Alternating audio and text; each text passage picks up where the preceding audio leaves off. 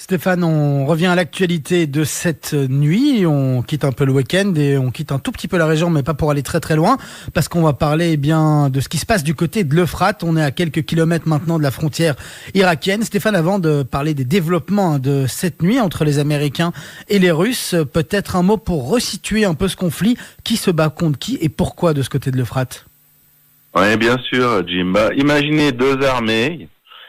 Deux grosses armées avec de l'aviation, des chars, de l'artillerie, des fantassins. Deux armées qui sont menées par les deux plus grandes puissances mondiales, les Américains et les Russes. Elles se trouvent à 75 kilomètres de la frontière irakienne, sur le fleuve, le grand fleuve l'Euphrate. Donc la seule règle qu'elles ont entre elles, c'est de ne pas se tirer dessus. Et puis quand une des deux armées a occupé une nouvelle position, l'autre armée la respecte. Donc ne tente pas de réoccuper cette position, ce qui limite les frottements entre les deux armées, mais on est toujours à deux doigts du malentendu et de l'escarmouche entre les deux armées, parce que le but principal, c'est d'arriver à la frontière irakienne le premier. Donc c'est vraiment une course-poursuite, imaginez presque en dessin animé, en bas, au sud, les Russes, les Iraniens, les Alaouites et le Hezbollah qui foncent en direction de l'Irak, et en haut, les Américains, les Kurdes et les Européens qui foncent en direction de l'Irak aussi. Alors, ils foncent pas dans le vide. En face d'eux, il y a Daesh, l'État islamique, et on pourrait imaginer à tort qu'ils se laissent faire, mais c'est pas du tout le cas. Ils se battent vraiment avec l'énergie du désespoir. Ils sont sur leur peau de chagrin, ils ont le dos au mur, et ils sentent que leur fin est proche, et ils se battent avec une énergie incroyable, et parfois ils résistent, et parfois ils contre-attaquent.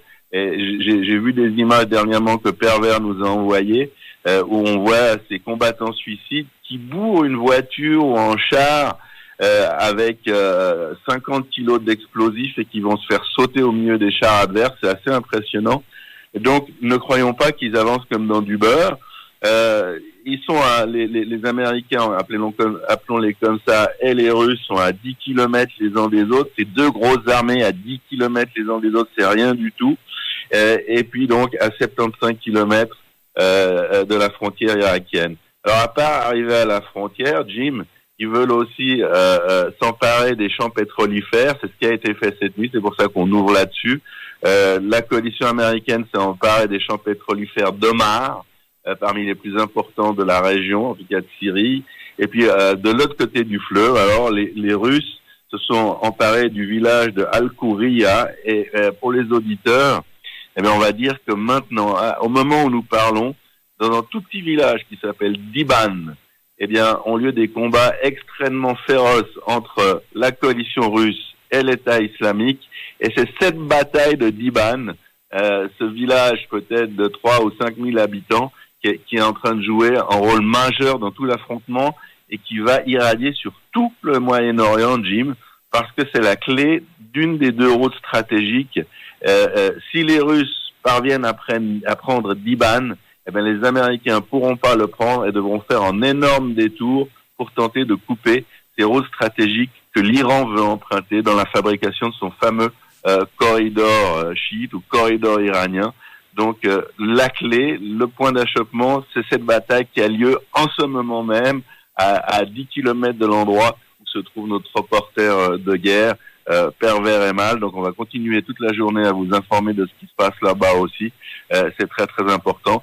Donc on a dit contrôler la frontière, contrôler les puits de pétrole et puis surtout contrôler ces deux axes au sol, ces deux autoroutes qui permettraient aux Iraniens d'arriver du côté d'Israël et qui permettraient au contraire aux Kurdes et aux Américains de calmer les choses et de sanctifier en fait la région et d'empêcher simplement s'ils prennent ces deux routes de laisser les Iraniens chez eux et de les empêcher d'arriver avec des gros moyens, c'est-à-dire des troupes, des canons et des chars du côté d'Israël et du côté du Liban.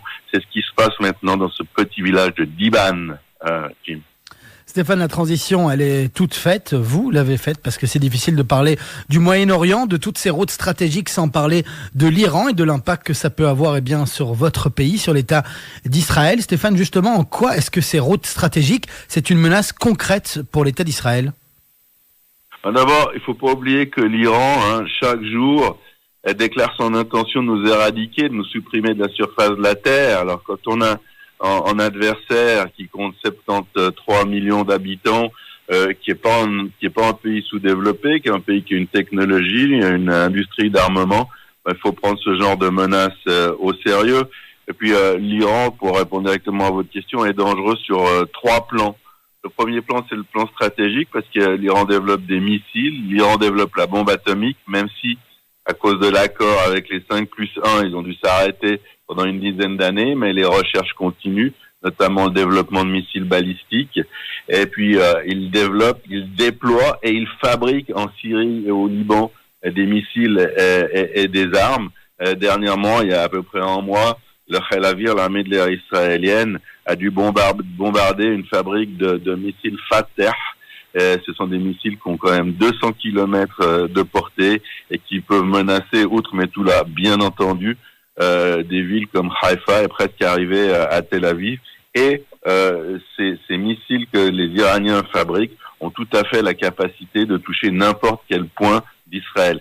Ce qui ne signifie pas qu'ils vont le faire, ce qui signifie pas qu'on n'a pas les moyens de se défendre, mais en tout cas, c'est leur intention et c'est leur activité. Alors le deuxième point, c'est le point tactique. On revient à ce qu'on a dit sur cette course autour de l'Euphrate. Le but des Iraniens, les Iraniens n'ont pas une grande armée, ils n'ont pas beaucoup de chars, pas beaucoup d'avions, c'est du vieux matériel. En revanche, ils ont beaucoup de soldats, ils ont pu en perdre 1,5 million dans la guerre contre l'Irak il y a quelques dizaines d'années, et puis ils sont tout à fait capables d'en amener 100 000 ou 200 000 à la frontière israélienne dans le Golan. Pour cela, ils peuvent pas les amener par les airs, des quantités de personnes aussi importantes. Donc, ils ont besoin d'un corridor terrestre, d'une route, et c'est pour ça qu'on se base ce matin à Diban. Et dans l'aspect tactique, ils ont besoin de ces voies de communication pour acheminer ces gens. On joue très gros parce que on serait à 20 kilomètres par l'est et à 400 mètres par le sud de l'endroit où ces grosses forces iraniennes pourraient être déployées. Il faut pas se leurrer non plus. Pendant que je parle aux auditeurs et à vous, Jim, eh bien, je vois le drapeau iranien qui flotte dans le village chiite d'en face au Liban, à Kfar Kilé. Donc, ils sont déjà là, mais ils sont là au niveau des instructeurs, ils sont là au niveau des officiers qui organisent les milices chiites et qui donnent un coup de main au Hezbollah. Là, on parle d'autre chose. On parle de troupes, de la troupe iranienne. On parle de centaines de milliers de soldats. C'est ce qu'on est en train d'essayer d'arrêter par la diplomatie pour le moment, par des frappes ciblées, etc. Et puis, le troisième aspect du danger iranien, c'est que ce sont des fomentateurs de guerre. Ce sont des gens qui arment le Hezbollah, qui donnent des ordres au Hezbollah. Le Hezbollah, ce sont des supplétifs de l'Iran. Et il y aurait aujourd'hui au Liban entre 100 et 120 000 roquettes et missiles qui nous sont tous destinés, Jim. C'est quand même beaucoup. Ça peut tuer quelques centaines, voire quelques milliers d'Israéliens. Développement désagréable. Puisque le Qatar ne peut plus soutenir la bande de Gaza, eh bien, le Hamas fait appel aux Iraniens et les Iraniens sont en train de remplacer le Qatar au niveau à la fois du financement, de l'encadrement et du transfert d'armes ou des tentatives de transfert d'armes. Donc, il y a ces 3 éléments. Le premier élément, à part les 3, c'est l'intention de nous éradiquer. Ensuite, il y a les 3 moyens, comment ils essayent de nous éradiquer. Nous avons les moyens de nous défendre, nous les développons, nous sommes très supérieurs à ce qu'on peut faire en Iran au niveau technologique, mais c'est quand même, il faut en tenir compte tout le temps, c'est devenu la menace principale pour Israël, c'est un pays de 73 millions d'habitants qui a juré notre perte et qui avance et qui est actif dans cette opération, qui cherche à se rapprocher de nous, à nous menacer de plus en plus, et le plus souvent possible, qu'envoie son chef d'état-major à Damas pour coordonner les opérations contre Israël avec l'armée gouvernementale.